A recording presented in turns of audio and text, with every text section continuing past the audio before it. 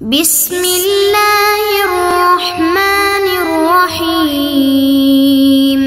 اعوذ باللہ من الشیطان الرجیم، بسم اللہ الرحمن الرحیم وبہ نستعین۔ لمحہ چہارم کے کتاب نکاح میں ہماری گفتگو، پھر کتاب نکاح میں بھی 7ویں فصل جو کہ مہر کے بارے میں تھی اس میں گفتگو ہو چکی، پھر عیوب کے بارے میں گفتگو چل رہی تھی۔ آج کے درس میں یہ پڑھیں گے کہ اگر نکاح فسخ کیا گیا تو پھر مہر کا کیا حکم ہے، کیا مہر شوہر دے گا یا نہیں دے گا۔ پھر فسخ کی بھی دو صورتیں، مرد کی طرف سے فسخ ہوا تھا یا عورت کی طرف سے فسخ ہوا تھا، تو ان کو عبارت میں ہم مزید پڑھیں گے۔ پھر آگے والا مسئلہ یہ ہے کہ جناب اگر شوہر جو ہے کیا وہ شادی کرتا ہے لیکن اس کے ساتھ فراڈ ہوا، عورت اتنی خوبصورت نہیں تھی لیکن بیوٹی پارلر والوں نے اس کو حور بنا دیا، وہ کالی تھی اس کو گوری بنا دیا، اس کے بال نہیں تھے گنجی تھی اس کے بال ایسے لگا دیے جیسے گھوڑے کی دم ہوتی ہے، تو اس صورتحال میں شوہر کے ساتھ فراڈ ہوا ہے۔ فراڈ والی صورت میں یہ اس عورت کو چھوڑتا ہے تو یہ مہر کے پیسے کس سے لے گا۔ فرماتے تدلیس والوں کی دو صورتیں ہیں، یا کسی اور نے تدلیس کی ہے یعنی لڑکی کی ماں نے بہنوں نے تدلیس کی ہے تو تدلیس کرنے والے کو مدلس کہیں گے اگر مرد ہوگا، مدلسہ کہیں گے اگر عورت ہوگی، تو ان پر رجوع کرے گا۔ اور اگر خود بیوی نے تدلیس کیے تو بیوی سے وہ اپنا حق مہر جو ہے کیا ہے وہ واپس لے لے گا۔ تو وَحَيْثُ يَثْبُتُ الْعَيْبُ، جب عیب ثابت ہو گیا بینہ کے ذریعے یا اس عیب دار کے اقرار کے ذریعے، وَيَحْصُلُ الْفَسْخُ، اور نکاح بھی فسخ ہو گیا، تو لا مہر لزوجتے، بیوی کو مہر نہیں ملے گی۔ کیوں؟ سبب کہتے ان کان الفسخ قبل الدخول، یہ فسخ اگر دخول سے پہلے تھا تو فی جمیع العیوب، تمام عیوب میں عورت کو کچھ نہیں ملے گا سوائے انا والی صورت میں، فنصفہ، انا کی صورت میں آدھا حق مہر ملے گا علی اصح القولین۔ وانما خرجت العنا بنص، کہتے انا میں بھی مہر نہیں ملنی چاہیے تھی لیکن نص نے آ کے اس انا کو اور عیوب سے استثناء کیا ہے اور کہتے ہیں کہ اس میں آدھی حق مہر دے دو۔ الموافق للحکمت، اور یہ آدھا حق مہر دینا یہ حکمت یعنی مصلحت کے بھی مطابق ہے۔ کیوں؟ من اشرافی علیہ، بھائی اس نے اس عورت کو دیکھا تو ہے، گلے بھی لگایا ہے اور بھی اس سے عشق و محبت کیا ہوگا، ولا محارمہا، اور پھر اس کا اس عورت کی جو ہے کہ ماں کے ساتھ ادھر ادھر ان کے ساتھ بھی میل ملاقات ہوئی، فناسب، تو یہ ایسے کام جب ہوئے تو مناسب ہے اللہ یخلو ان عوضن، کہ یہ فسخ انا والا یہ عوض سے خالی نہ ہو۔ ولم یجب الجمیع، اچھا پوری حق مہر واجب نہیں ہے، کیوں؟ لے انتفاع دخول، بھائی پوری حق مہر اس وقت واجب ہوتی ہے جب دخول ہوا ہو، یہاں پر دخول نہیں ہوا ہے۔ وقیل یجب جمیع المہر وان لم یولج، کہتے ہیں کہ پوری کی پوری مہر دینی ہوگی، وان لم یولج اے لم یدخل، اگرچہ اس بندے نے دخول نہیں بھی کیا، تو یہ عقیل والے کا نظریہ ہے۔ وَإِن كَانَ الْفَسْخُ بَعْدَ الدُّخُولِ، یہ تو تھا دخول سے پہلے فسخ ہو تو اس کا یہ حکم ہے کہ حق مہر نہیں ہے، اگر دخول کے بعد جو ہے کہ وہ فسخ ہو گیا تو پھر اس کا کیا حکم ہے۔ فرماتے فالمسمى، تو جو حق مہر انہوں نے طے کی تھی، جو حق مہر انہوں نے معین کی تھی وہ پوری کی پوری دینی پڑے گی۔ کیوں؟ لاستقرار ہی، اس لیے کہ وہ مہر پکی ثابت ہو گئی بہی دخول کے ذریعے۔ وَيَرْجَعُ الزَّوْجُ بِهِ، اور رجوع کرے گا شوہر اس حق کے مہر کے ذریعے علی المدلس، مدلس پر۔ خوب، کیوں مدلس پر رجوع کرے گا؟ ان کانا، مدلس یعنی فراڈیا، اگر کوئی فراڈیا بیچ میں تھا، اس نے اس عورت کا کوئی عیب چھپایا تھا، وَإِلَّا، لیکن اگر کسی نے فراڈ نہیں کیا، یہ خود پاگل ہو گیا تھا، تو فلا رجوع، پھر حق مہر میں یہ رجوع نہیں کر سکتا۔ وَلَوْ كَانَتْ هِيَ الْمُدَلِّسَةُ، لیکن اگر فراڈ کرنے والی خود یہ دلہن ہے، یہ عورت ہے، رجع علیہا، تو یہ شوہر اس عورت کی طرف رجوع کرے گا، ٹھیک ہے، الا باقل ما يمكن ان يكون مہرا، الا، بھائی رجوع کرے گا، ٹھیک ہے، الا باقل، لیکن تھوڑی بہت مقدار چھوڑ دے گا جس میں مہر ہونا ممکن ہو، وہ اقل متمول، وہ کم از کم اتنی چیز ہے جو ملکیت میں آ سکے قول مشہور کے مطابق۔ وہ فی الفرق کے بین تدلیسہا و تدلیس غیرہا فی ذالک نظر، کہتے ہیں یہ جو آپ نے فرق کیا کہ اگر اس عورت نے فراڈ کیا ہے تو اس کا یہ حکم ہے کہ اس کی طرف رجوع کرے گا لیکن مہر کا تھوڑا بہت اس کو حصہ دے دے گا، اگر غیر نے تدلیس کیا ہے تو یہ شخص مثلا رجوع کرے گا، ٹھیک ہے، یہ فرق آپ نے کیوں کیا؟ کہتے ہیں اس فرق کرنے میں ہمیں اعتراض ہے۔ وَلَوْ تَوَلَّا ذَلِكَ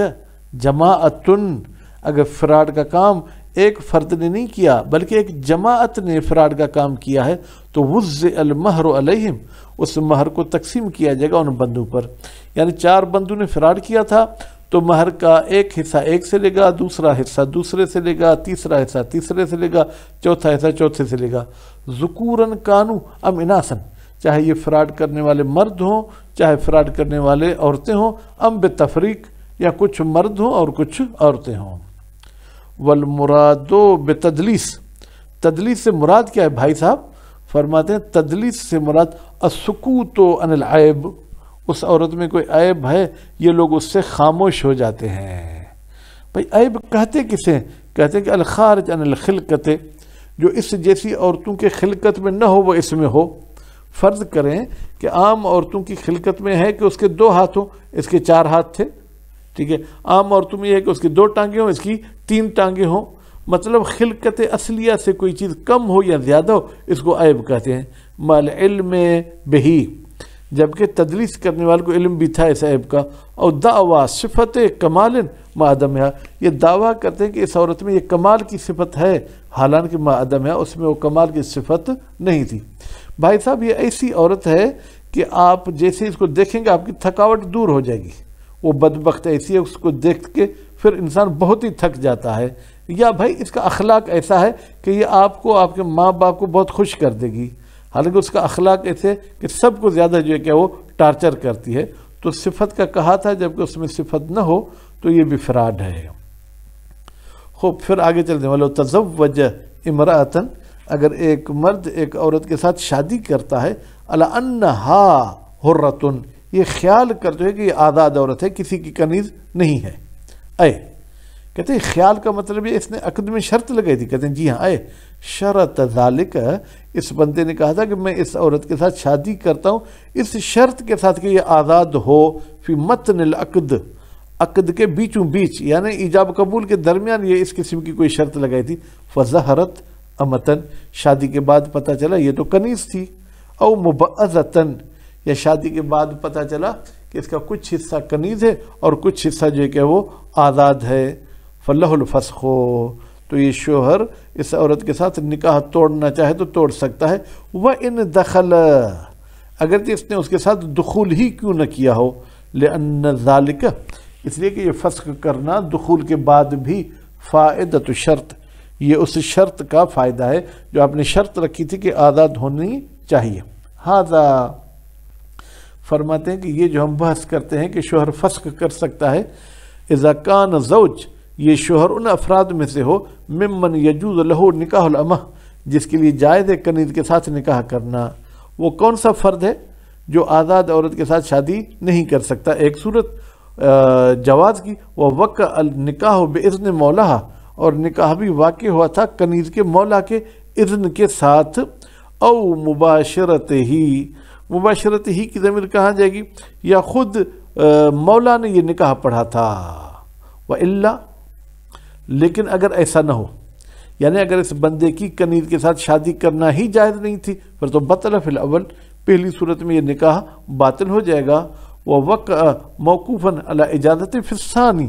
اور دوسری صورت میں جب اس نے مولا سے اجازت نہیں لی تھی تو یہ نکاح متوقف ہے مولا کی اجازت پر، علی اصح القولین، 2 قول میں سے اصح قول یہی ہے۔ وَلَوْ لَمْ يَشْتَرِطْ، شوہر نے شرط نہ لگائی ہو کس کی؟ الحریت، بیوی کے آزاد ہونے کی، فی نفس العقد، عقد کے بیچ میں، ٹھیک ہے، عقد پڑھتے وقت، بل تزوجہا، بلکہ اس نے اس عورت کے ساتھ شادی کی، علی انہا حرتن، یہ خیال کرتے ہوئے کہ یہ عورت آزاد ہے، او اخبرت ہو بہا، ایسے عورت نے خبر دی تھی شوہر کو بہا کہ میں آزاد ہوں، قبلہ، نکاح سے پہلے، او اخبرہ مخبر، یا ایسے شوہر کو کسی اور خبر دینے والے نے خبر دی تھی کہ یہ عورت جو ہے کیا ہے آزاد ہے، ففی الحاق ہی، تو ان صورتوں کو کیا ملحق کریں گے، بما اس صورت کے ساتھ، لو شرط گویا کہ اس نے آزادی کی شرط کی تھی، نظرون بھائی الحاق کرنا نہ کرنا اس میں دو گنجائش، دو پہلو ہو سکتے ہیں، من ظہور تدلیس، ہم دیکھتے ہیں کہ اس میں فراڈ ہوا ہے تو نتیجے میں جو ہے کیا ہے یہ گویا کہ جو ہے کیا ہے وہ اس نے شرط کی تھی اور نکاح توڑ سکتا ہے، وہ عدم الاعتبار، پھر دوسرا پہلو جو کہتا ہے یہ نکاح نہیں توڑ سکتا، کہتے ہیں کوئی حیثیت نہیں ہے بما تقدم من الشروط علی العقد، عقد سے پہلے جو وہ ایک دوسرے کے ساتھ باتیں طے کرتے ہیں لیکن عقد میں ان کو بیان نہیں کرتے، ان شروط کی کوئی حیثیت نہیں ہے، وہ عبارت المصنف والاکثر محتملۃ للامرین، جبکہ جناب مصنف صاحب کی عبارت اور دوسرے علماء کی عبارت جو ہے کیا ہے اس میں دونوں احتمالات کا امر ہے، کیونکہ مصنف صاحب نے عبارت میں کیا کہا تھا، لو تزوج امرأة علی انہا حرہ، بھائی یہ دونوں چیزوں کو گویا کہ شامل ہے، اس نے شرط حریت کی تھی یا اس نے سمجھا تھا کہ آزاد ہے، خوب تو یہ دونوں صورتوں کو شامل حال ہے، وقضا تب سکھو، اور اسی طریقے سے اگر بیوی نے اس کو آزاد سمجھ کر شادی کی، بعد میں پتہ چلا یہ تو عبد تھا، تو تب سے کو بیوی بھی نکاح فسخ کر سکتی ہے، ہی یعنی بیوی، لو تزوجہ، اگر اس عورت نے اس مرد کے ساتھ شادی کی تھی، علی انہ حر، کہ آزاد ہے، فظہر عبدن، پھر بعد میں پتہ چلا یہ تو کسی اور کا عبد ہے، بے تقریر ما سبق، بھائی اس میں وہی دلیل ہے جو گزر چکے، وہ یہ تھا کہ متن عقد میں اس قسم کی شرط کی گئی تھی تو یہ نکاح توڑ سکتی ہے، ولا مہر فی الصورتین، دونوں صورتوں میں مہر نہیں ہے، یعنی مرد نے اس کو آزاد سمجھ کے شادی کی، بعد میں آزاد نہیں تھی، یا عورت نے اس کو آزاد سمجھ کے شادی کی، وہ آزاد نہیں تھا، بالفسخ قبل دخول، اگر وہ نکاح کو توڑتے ہیں دخول سے پہلے، کیوں، لأن الفاسق ان کان ہی، اگر نکاح کو توڑنے والی یہ عورت ہے تو پھر کیا ہوگا، فقد جاء من قبلہا، تو یہ نکاح کا توڑنا اس عورت کی طرف سے آئے تو اس کو حق مہر کیوں ملے، وہو ضابط، وہو یہی، یعنی اگر عورت نکاح توڑتی ہے تو یہ قانون ہے کس کا، عدم وجوب ہی، مہر واجب نہیں ہوگی اس عورت کے لیے دخول سے پہلے، وہ انکان ہوا، اور اگر نکاح توڑنے والا یہ مرد ہے تو سبب ہے، تو نکاح توڑنے کا سبب یہی عورت بنی ہے کیونکہ یہ آزاد نہیں ہے، وَيَجِبُ جَمِيعُ الْمَهْرِ بَعْدَهُ، لیکن اگر دخول کے بعد نکاح توڑتے ہیں تو پوری کی پوری مہر واجب ہو جائے گی، کیوں، لاستقرار مہر بدخول، اس لیے کہ مہر جو ہے وہ دخول کے ذریعے پکی ثابت ہو جاتی ہے، تو آخری درس کا آخری مطلب یہ تھا،